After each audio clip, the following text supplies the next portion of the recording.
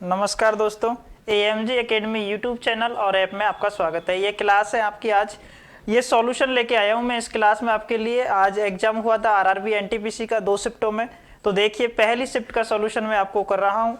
RRB NTPC exam 2019 की जो vacancy आई थी उनका एग्जाम हुआ था भाई आज 28 दिसंबर 2020। और शिफ्ट पहली की मैं यहाँ पे बात करूँगा कि कैसा पेपर आया था। तो देखिएगा, प्रत्येक क्वेश्चन को अपन यहाँ पे देखेंगे। मेमोरी बेस्ड प्रश्न है भाई, सारे ही है ना। जैसे भी प्रश्न आप मेरे को मिले हैं मैं आपको सामने लेके आया हूँ, इनका सॉल्यूशन मैं आपको कराऊंगा। तो यहाँ पे देखो भाई, त्रिकोणमिति से लगभग इस पेपर में 3 क्वेश्चन मिले हैं और बहुत आसान आसान प्रश्न थे सारे ही। पहला क्वेश्चन जो था वो है, अब यहाँ पे एक साथ कर दिए हैं है ना। पेपर में कभी मैथ रीजनिंग मिक्स में आते हैं भाई सारे प्रश्न। तो देखो, पहला प्रश्न था 2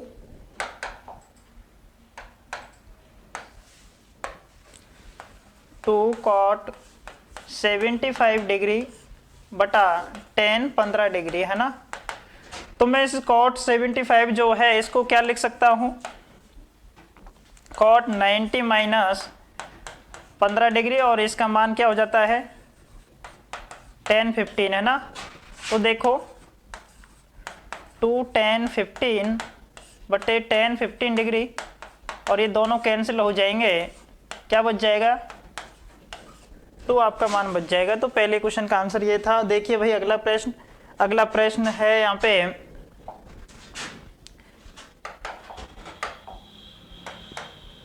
कि 69 को रोमन में लिखना था भाई, रोमन नंबर में। तो किस तरह से लिख सकते हैं इसको।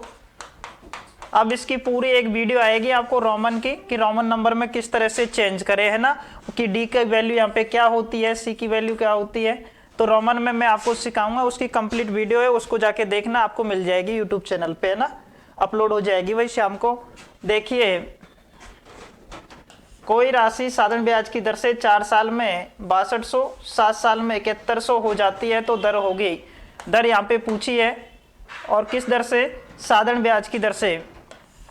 तो देखो भाई, 4 साल में कितनी हुई राशि 6200 रुपये, और 7 साल में 7100 रुपये, यानी कि 3 साल में बढ़ी। कितनी बढ़ी, तो 7100 में से 6200 मैंने घटाया, कितना बच गया भाई 900, यानी कि 3 वर्ष में वो राशि बढ़ रही है कितनी 900 रुपये। तो 1 वर्ष में बढ़ेगी, 3 वर्ष में 300, तो 1 वर्ष में 3 वर्ष में 900 रुपये बढ़ी, तो 1 वर्ष में कितनी बढ़ी होगी 300 रुपये। तो आपको देखना है क्या, दर 4 वर्ष में राशि बढ़ करके हुई थी 6200। आपको मूलधन मालूम करना है, तो 4 वर्ष का ब्याज कितना, 4 गुणा 300 किया, 1200 आ गया। तो 6200 में से यदि मैं इस ब्याज को घटा दूंगा तो मूलधन मुझे मिल जाएगा कितना 5000। तो देखो भाई, मूलधन आपको पता है, समय पता है, ब्याज मालूम है, तो दर निकाल सकते हो। दर बराबर साधारण ब्याज में क्या होता है, ब्याज गुणा 100, मूलधन गुणा समय, मूलधन 5000, और ये 300 ब्याज 1 साल का था तो मैंने लिख दिया 1। ठीक है, अब इसको काट दो भाई, 3 जीरो से मैंने इन 3 जीरो को काट दिया, 5 छिके 30, यानी कि दर बराबर आ गया कितना 6%। ठीक है, चलते हैं अगले प्रश्न पे और देखिएगा। नेक्स्ट प्रश्न आपका है, क्रय मूल्य अंकित मूल्य का 75% है, यदि 15% की छूट दी जाती है तो लाभ होगा। जो क्रय मूल्य है ना वो कितना है, अंकित मूल्य का 75%, यानी कि अंकित मूल्य यदि 100 रुपये है तो आपका क्रय मूल्य हो जाएगा कितना, क्रय मूल्य हो जाएगा 75 रुपये। ठीक है, यदि 15% की छूट दी जाती है तो छूट हमेशा और हमेशा अंकित मूल्य पे दी जाती है, अंकित मूल्य पे मैं 15 रुपए की छूट दे दूंगा तो इसको बेचूंगा कितने में, 85 रुपए में। अब देखो 75 रुपए की वस्तु को 85 में बेचूंगा तो लाभ होगा। अब वो लाभ कितने परसेंट होगा भाई, कितना लाभ हो रहा है, 10/75 गुणा 100, 25 से काट दिया भाई, 25 चौके 100, ठीक है, और 25 75 यानी कि 40/3% आंसर हो जाएगा। इस तरह का आपको क्वेश्चन आया था लाभ हानि से, और इस तरह से क्वेश्चन था भाई। देखिए नेक्स्ट प्रश्न, एक प्रश्न आपको HCF से आया था, है ना, उसकी संख्या यहाँ पे है नहीं। क्रय मूल्य यदि 1500 रुपये है, विक्रय मूल्य 2000 रुपये है तो लाभ प्रतिशत होगा। देखिए भाई लाभ बराबर क्या होता है, लाभ प्रतिशत बराबर होता है लाभ बटे क्रय मूल्य इंटू 100। तो लाभ हुआ कितने का, 500 का, क्रय मूल्य कितना है 1500 गुणा में 100, 500 से इसको काट दिया 3 बार, 100/3, 100/3 बोले तो 33 सही 1/3%। क्लियर है। तो लाभ हानि से प्रश्न आए थे लगभग 2। देखिए भाई एक प्रश्न आया था, 2 वर्ष का साधारण ब्याज व चक्रवृद्धि ब्याज का अंतर दे रखा था, उसने कोई संख्या थी वो दे रखी थी, और 15% दर दे रखी थी, है ना। तो देखो 2 वर्ष के अंतर के लिए मैंने अच्छे से आपको बताया है, साधारण ब्याज और चक्रवृद्धि ब्याज पढ़ाया था, उसमें देख लेना। दूसरा क्वेश्चन था x + y = 12 है, y + z = 15, z + x = 18 है, तो x + y + z की वैल्यू तो किस तरह से निकाल सकते हैं इसको। देखो यहाँ पे भी x है यानी कि x भी 2 बार है, y भी 2 बार है, z भी 2 बार है, तो मैं 2 कॉमन ले सकता हूँ क्या, 2x + y + z बराबर इन सभी संख्याओं को जोड़ देंगे भाई, 12 15 18, तो देखो ये कितना हो गया, 5 और 2 7 और 8 15, हासिल 1 3 और 1 4 45। मेरे को इन तीनों की वैल्यू चाहिए, तो 45/2 यानी कि 22.5, ठीक है। देखिए अब इससे अगला प्रश्न कर सकते थे भाई आराम से, यदि किसी एक की वैल्यू भी पूछेगा ना, ये कि पूछे x की वैल्यू क्या होगी, तो इसमें से y z की वैल्यू घटा देंगे और x की वैल्यू भी मिल जाएगी हमें।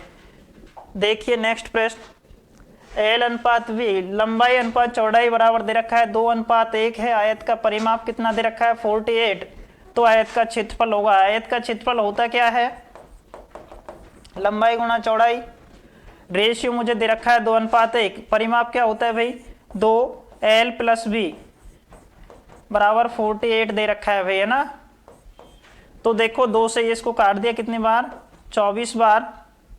अब ये जो लंबाई है मैंने मान लिया 2x है और जो चौड़ाई है x है, तो 3x बराबर 24, तो x बराबर कितना आ जाएगा 8, ठीक है। 3 से काट दिया 24 को, 8 आ गया। अब देखो भाई मेरे को करना है लंबाई गुना चौड़ाई, लंबाई कितनी थी 2x, 2 गुणा 8 कर दूंगा मैं, x की वैल्यू 8 रख दी यहाँ पे, ठीक है, और गुणा कर दिया चौड़ाई से, चौड़ाई कितनी है केवल 1 x बराबर बोले तो 8, ठीक है। 16 गुणा 8, 16 गुणा 8 किया मैंने, कितना आ गया भाई 8 × 48, 8 4 8 × 8 4 12, 128। किस में है ये, मीटर में है तो मीटर वर्ग मीटर, सेंटीमीटर में है तो वर्ग सेंटीमीटर। क्लियर है ना। चलो चलते हैं अगले प्रश्न पे, और देखिएगा ABC का अनुपात यहाँ पे दे रखा है, तीनों का योग 120 है, तो B की वैल्यू यहाँ पे पूछी है अपन से। तो देखो भाई 2:3:4 को बांटना है किसको, 120 को, और वैल्यू याद करनी है किसकी, ABC में B की वैल्यू याद करनी है, क्या होगी, अनुपातों का योग कितना हो गया 4 और 3 7 और 2 9, यानी कि ये 120 9 के बराबर है। B की वैल्यू चाहिए, B की कितनी है 3, 3 से इसको काट दिया 3 बार और 120 में 3 का भाग दिया तो कितना आ गया 40। इस तरह से इस क्वेश्चन को कर सकते थे ना। पेपर आसान आया था, बहुत ज़्यादा आसान आया था, आराम से आप प्रत्येक क्वेश्चन को कर दोगे यदि आपने थोड़ी सी भी पढ़ाई करी है। मैथ के सारे क्वेश्चन किए हैं, मैथ का कोई हाई लेवल यहाँ पे था नहीं, ठीक है। देखिए नेक्स्ट प्रश्न, कोई संख्या याद करनी थी, वह संख्या जिसमें अब यहाँ पे संख्या दे रखी थी आपको 3 की, इनका भाग देने पर प्रत्येक दिशा में 8 बचे, वह कौन सी संख्या होगी? बोले तो एलसीएम से आपको इसको करना था। एचसीएफ एलसीएम से 2 क्वेश्चन आए थे भाई। किसी वर्ग की प्रत्येक भुजा को 20% बढ़ा दिया जाए तो क्षेत्रफल पे क्या फर्क पड़ेगा?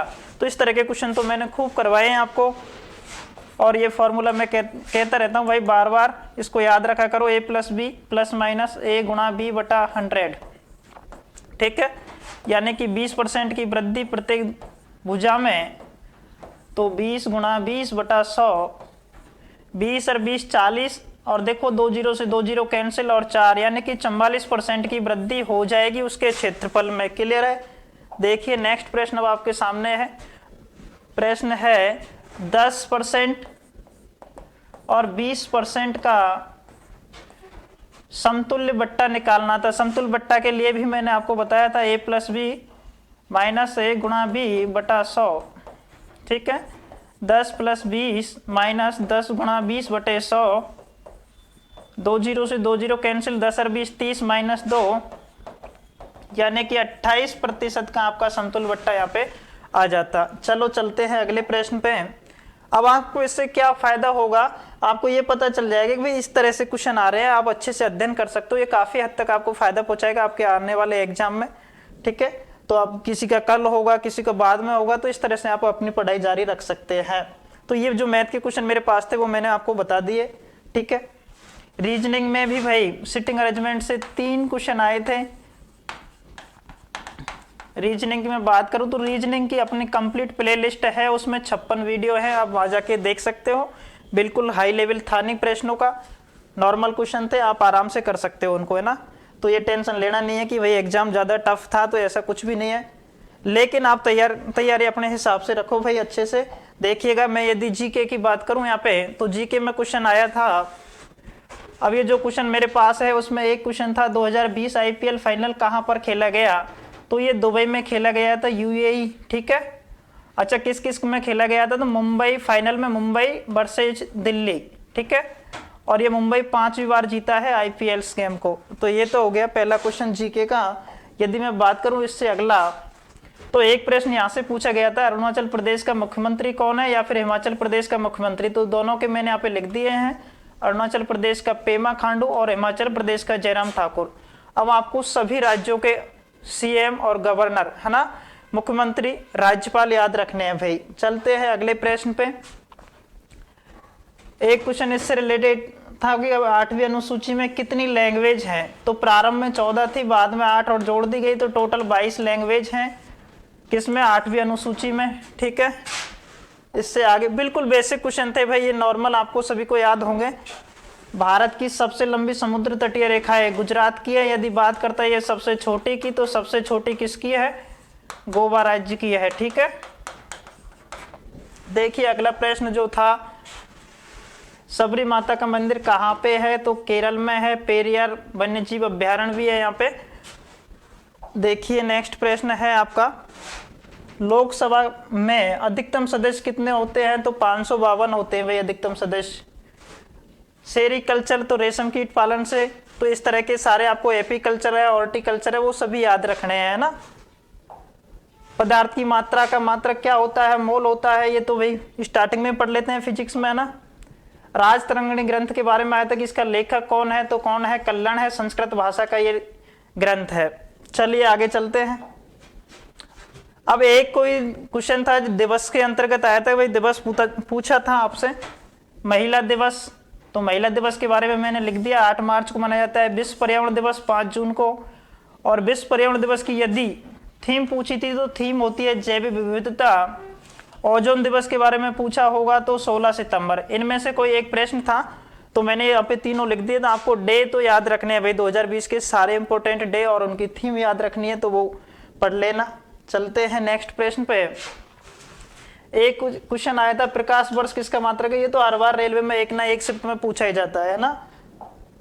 देखिए गोबी का मरुस्थल से भी एक प्रश्न आया था कि ये कहाँ पर फैला हुआ है, तो चीन व मंगोलिया में। ऑप्शन में शायद मंगोलिया ही था, तो मंगोलिया वहां पे सही हो जाएगा। चलो देखते हैं अगले प्रश्न पे। डीआरडीओ के प्रमुख कौन है, तो डीआरडीओ से रिलेटेड एक क्वेश्चन आया था भाई, कंप्लीट जानकारी रखना डीआरडीओ के बारे में। और ये कौन है प्रमुख? जी सतीश रेड्डी।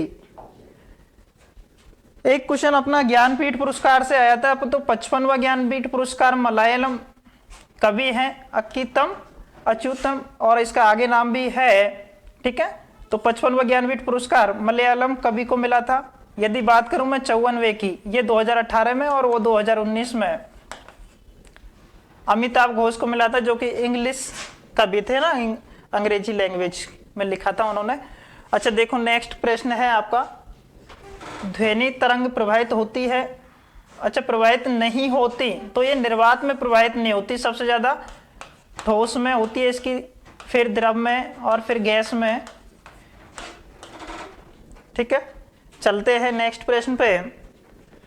नेक्स्ट प्रश्न आपका है कुंडनकुलम नाभिकीय विद्युत परियोजना कहाँ पे है? तो ये तमिलनाडु में है भाई। इससे अगले प्रश्न पे यदि अपन चलें तो देखो एक दर्रा से रिलेटेड करता हुआ क्वेश्चन आया था वहां पे।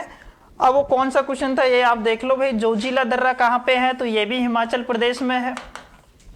बाड़ालाचा दर्रा भी हिमाचल प्रदेश में है, ठीक है। सतलज नदी किस दर्रे से भारत पहुंचती है? तो ये बाड़ालाचा दर्रा से भारत पहुंचती है। इनमें से एक ही क्वेश्चन आया था, तो दर्रों को आप याद रखना, सभी दर्रों को एक बार पढ़ लेना भाई, है ना। नेक्स्ट प्रश्न आपका है देश के सबसे युवा राष्ट्रपति कौन थे? तो नीलम संजीवनी रेड्डी राष्ट्रपति थे। 64 वर्ष की आयु में ये राष्ट्रपति बन गए थे, है ना, और ये 6वें राष्ट्रपति थे अपने। देखिएगा एक क्वेश्चन आया था पटचित्र कला कहाँ से संबंधित है? तो पटचित्र कला कहाँ से संबंधित है? उड़ीसा से संबंधित है, ठीक है। चलते हैं इससे आगे। खेलो इंडिया यूथ गेम्स को तीसरी बार 2020 में कहाँ खेले गए? अच्छा थर्ड टाइम गुवाहाटी में भाई। तीसरे खेलो इंडिया यूथ गेम 2020 में कहाँ खेले गए? तो ये गुवाहाटी में, है ना। चलते हैं अगले प्रश्न पे। एक प्रश्न था कोविड केयर ऐप किस राज्य ने लॉन्च किया? ठीक है, तो Covid care app Arunachal Pradesh, current relate, ठीक है, करंट अफेयर्स से है ये। और एक आया था पानीपत की सेकंड लड़ाई कब हुई? तो ये 1556 में हुई थी। बैरम खां जो कि अकबर के संरक्षक थे और हेमू के बीच में। अच्छा देखो मुगल वंश तो आपको पूरा पढ़ लेना, हिस्ट्री में हर बार एक ना एक क्वेश्चन मुगल वंश से बनता रहता है वे रेलवे में, तो वो पूरा पढ़ लेना, है ना। पानीपत की पहली लड़ाई जो 52 लड़ी थी उसके बारे में भी आपको जानकारी रखनी है। चलो देखते हैं। जल में घुलनशील विटामिन कौन सी होती है? विटामिन बी होती है, सी होती है, या फिर मानव की खाल की मोटाई 0.5 से 0.6 सेंटीमीटर, है ना, 0.6 सेंटीमीटर तक होती है। तो ये साइंस के क्वेश्चन थे। अब देखो कंप्यूटर का ब्रेन, ये तो पूछा ही जाता है भाई, नॉर्मल क्वेश्चन है बिल्कुल ही। किसको बोलते हैं? सीपीयू को बोलते हैं। यूआरएल की full form universe resource locator. तो कंप्यूटर से भी यहाँ पे 2-3 क्वेश्चन देखने को मिले हैं। एक क्वेश्चन आया था बैंकों से रिलेटेड, बैंक ऑफ बड़ौदा का विलय। अच्छा बैंक ऑफ बड़ौदा में विलय किन 2 बैंकों का हुआ है? तो एक तो विजया बैंक का और एक देना बैंक का। कब हुआ था? 1 अप्रैल 2020 को, ठीक है। चलते हैं आगे। कौन सा राज्य 7 सिस्टर में नहीं है पूछा था, लेकिन मैंने यहाँ पे लिखे हैं 7 सिस्टर में कौन कौन से राज्य हैं। तो 7 सिस्टर में जो राज्य है वो है असम, त्रिपुरा, मेघालय, अरुणाचल प्रदेश, नागालैंड, मणिपुर और मिजोरम, ठीक है भाई। चलते हैं अब इससे भी आगे। एक क्वेश्चन ये यहाँ पे बना था कि पृथ्वी पर किसी पिंड का द्रव्यमान 80 किग्रा है तो चंद्रमा पर होगा। भाई द्रव्यमान कभी भी चंद्रमा पे चेंज नहीं होता, चेंज होता है तो केवल भार चेंज होता है, और वो भार चंद्रमा पे कितना रह जाता है? 1/6 रह जाता है। क्यों रह जाता है? क्योंकि वहां पे गुरुत्वाकर्षण का मान कम है ना, 1/6 है। तो यहाँ पे द्रव्यमान की बात हुई थी, तो द्रव्यमान क्या रहता है? सेम ही रहता है, समान रहता है। यदि मैं बात करूं पदार्थ की मात्रा का मात्रक क्या होता है? तो मोल होता है। देखिए कौन सी महारत्न कंपनी है? तो इन महारत्न कंपनियों में से पूछा था कि भाई कौन सी है, तो ऑप्शन में आए होंगे। कितनी है ये टोटल? तो 1 2 3 4 5 6 7 8 9 10 टोटल महारत्न कंपनी आपकी अब 10 हैं भाई। 10 के नाम आप पढ़ सकते हो आराम से, है ना। Bharat Heavy Electricals Limited, Bharat Petroleum Corporation Limited, ये Coal India Limited, GAIL India Limited, Hindustan Petroleum Corporation Limited, India Oil Corporation Limited, NTPC Limited, Oil and Natural Gas Corporation Limited, Power Grid Corporation of India Limited, Steel Authority of India Limited. ये Maharatna company है भाई 10। चलिए देखते हैं अगले प्रश्न को। और देखिए, एक पूछा था कि ये जो दांडी मार्च से रिलेटेड क्वेश्चन आया था, तो ये गांधी जी ने जब दांडी मार्च निकाला था अहमदाबाद में साबरमती आश्रम से, पूछा है दांडी स्थान कहाँ पे, तो गुजरात के नवसारी जिले में है भाई ये, ठीक है, नवसारी जिले में। चलते हैं, ठीक है भाई। तो ये प्रश्न थे जो कि जीके से रिलेट करते थे ना, जीके के प्रश्न ये आए थे। यदि मैं बात करूं मैथ की, तो मैथ का लेवल भी बिल्कुल लो रहा, ठीक है। और मैं बात करूं रीजनिंग की, तो भाई रीजनिंग तो आपको देखो है ना प्रैक्टिस में रखनी है। बेसिक क्वेश्चन ही आए थे रीजनिंग के, तो उनको सॉल्व कराने की आपको जरूरत है नहीं। और आपको देखो प्रैक्टिस बैच मैंने प्रैक्टिस क्लासें हैं 11 अपने यूट्यूब चैनल के प्ले लिस्ट में देखना, तो उनको जरूर देख लेना भाई। उसमें सारे रेलवे में आए हुए पुराने क्वेश्चनों को वहां पे लिया गया है और मोस्ट इंपोर्टेंट क्वेश्चन भी इस प्रैक्टिस बैच में लिए हैं, तो 11 क्लासें वहां पे हैं। यदि आपको किसी भी टॉपिक में दिक्कत है रीजनिंग के में, तो 56 वीडियो है कंप्लीट टॉपिकों की, प्रत्येक टॉपिक को 4-4 क्लासों में। लेकिन एक बार उसको देख लोगे तो आपका वो बेसिक कॉन्सेप्ट क्लियर हो जाएगा। जिस भी टॉपिक में दिक्कत है वो देख लो, सारे तो आप देख नहीं पाओगे क्योंकि आपके एग्जाम नजदीक है। बस इतना आपको मालूम है कि भाई मेरा ये टॉपिक में समस्या है, इस टॉपिक में समस्या है, तो वो टॉपिक आप वहां पे देख सकते हो, है ना। ठीक है भाई, तो ये पेपर था फर्स्ट शिफ्ट का, और जल्दी आपके सामने फिर से उपस्थित होऊंगा सेकंड शिफ्ट के सॉल्यूशन को लेकर। वीडियो में कमेंट करके जरूर ये बताना कि आपको ये वीडियो कैसा लगा। यदि वीडियो पसंद आया हो तो इसको लाइक करना, शेयर करना अपने दोस्तों में, ठीक है। और मैं जल्द से जल्द सेकंड जो शिफ्ट है उसका सॉल्यूशन आपके सामने लेके आऊंगा, है ना, जल्दी ही। ठीक है भाई, आज के लिए इतना ही, धन्यवाद।